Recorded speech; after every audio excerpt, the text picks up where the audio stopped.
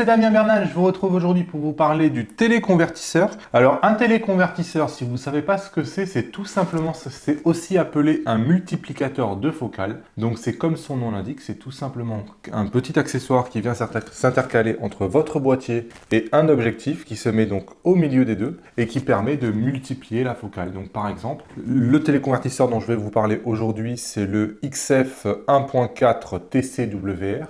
Donc il multiplie la focale par 1,4. Donc un 100 mm devient un 140 mm.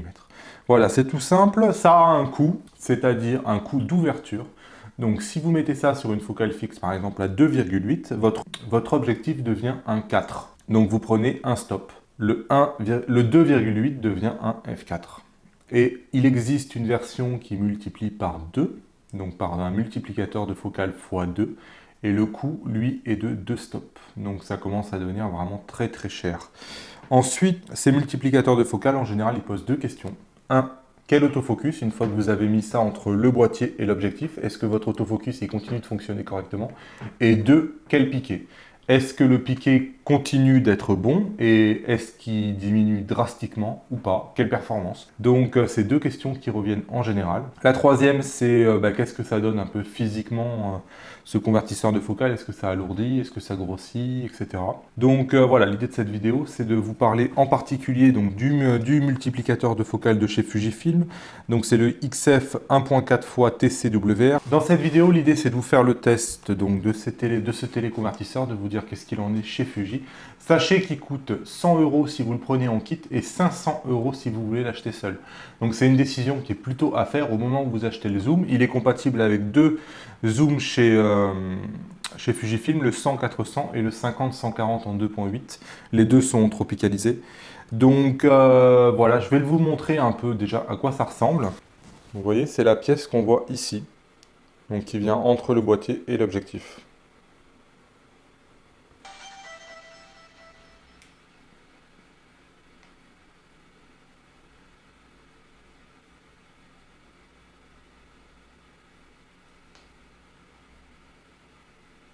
Alors pour la suite, on va passer sur l'ordinateur. Je suis allé faire une série de photos. Donc je vais vous montrer la différence de focale que ça fait de multiplier par 1.4.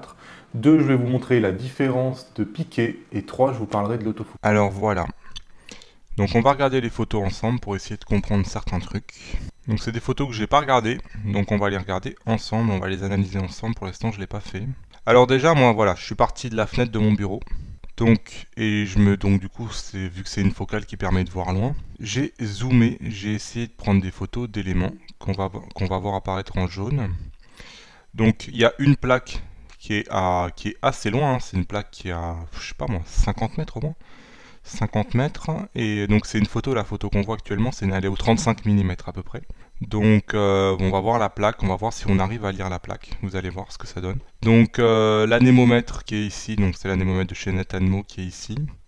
Et enfin une herbe un peu qui était au loin dans laquelle il y avait un oiseau. Donc c'était pas prévu à la base, mais j'ai essayé de voir qu'est-ce que ça donnait. Donc on va regarder ça ensemble. La première chose donc c'est la plaque. Alors la plaque, j'ai pas fait un vrai comparatif avec et sans téléconvertisseur. La plaque, j'ai voulu vous montrer déjà ce qu'on gagne en termes de focale. Donc ça, c'est quand vous ne mettez pas le téléconvertisseur. Et ça, c'est avec le téléconvertisseur. Donc on voit, hein, on était au 400 mm. Et on passe au 560 mm. Donc c'est le téléconvertisseur qui a permis de voir plus loin. Donc 400 x 1,4, 560 mm. Donc vous voyez, la différence n'est pas non plus énorme, hein. Ça permet de rentrer un peu dans l'image, mais ça fait pas non plus une différence énorme. Ça permet de zoomer de 1,4. Alors en termes de qualité, quand même, si on regarde, même si les images sont pas à la même focale, sur l'image donc sans téléconvertisseur, on arrive à lire quand même assez nettement. Même la petite écriture ici, on devine maison fondée en 1943. Donc quand même, on arrive à lire. L'image est globalement très bonne, hein. Moi, c'est une optique, encore une fois, qui pique vraiment très très fort. On voit les herbes à côté aussi qui sont vraiment jolies, il n'y a pas de problème. Donc c'est une photo à 5.6 et évidemment vous allez voir tout de suite à 560 quand on a mis le téléconvertisseur, c'est une photo qui passe à f8. Donc on a perdu un stop, comme je vous l'avais dit. Alors évidemment, on voit plus gros. Et on arrive à lire nettement mieux les petites écritures. Par contre, évidemment, si on regarde le piqué, notamment des herbes à côté là,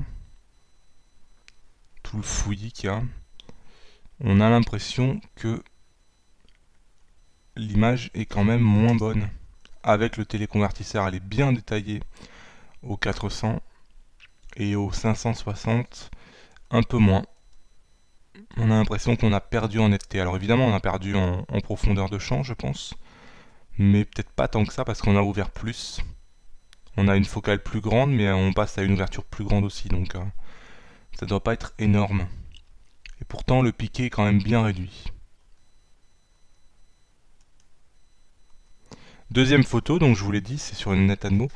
Donc encore une fois, il faut bien que vous compreniez qu'on est très loin. Donc sur une photo ici prise au 35 mm, la plaque elle était là-bas. Le Netatmo, vous voyez, c'est tout petit et c'est très loin. Et l'herbe elle est encore plus loin dans le lotissement. Donc sur le Netatmo, vous voyez la différence de focale. Pareil, on constate que c'est pas si énorme que ça. Donc au 560 mm, donc avec le téléconvertisseur, on voit une image qui est quand même bien définie. Le Netatmo, la marque est lisible dans les deux cas. Et là, sur cette image précise là, on voit pas de différence de piqué. Le bokeh, par contre, est plus prononcé au 560, c'est normal. Vous voyez ? On arrive presque à distinguer qu'il y a des herbes quand on était au 400, au 560. C'est vraiment très très pastel. Donc ça, c'est l'herbe qui était au loin, dans lequel j'ai vu qu'il y avait un oiseau qui venait de se poser. Donc c'est l'herbe qui est au bout de le lotissement. Donc voilà, j'ai vu qu'il y avait un oiseau qui s'était posé là-bas, je l'ai pris au 560 mm. Et comme vous voyez, je suis arrivé à avoir une image qui est plutôt bonne. Alors c'est sûr qu'on n'a pas des détails énormes, mais quand même, on a bien l'oiseau, on a bien les plumes, on arrive à voir qu'il y a des graines. C'est pas mal quand même, on voit très très loin. Allez, un comparatif cette fois-ci. Donc j'ai cadré de la même façon, ou j'ai essayé de cadrer de la même façon, pour comparer le piqué cette fois-ci, plus précisément. Donc voilà, la même image au 400 ou au 560. Évidemment, l'ouverture n'est pas la même, j'ai pris l'ouverture la plus lumineuse. Et là, sur cette photo-là, on s'aperçoit que l'image sans téléconvertisseur est quand même beaucoup plus détaillée que l'image sans.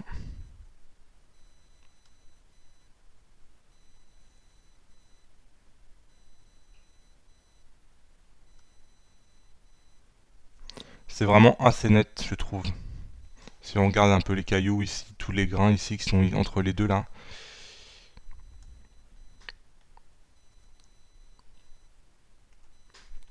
Allez, le tronc de mon olivier, vous commencez à le connaître. De même, le même cadrage, j'ai essayé.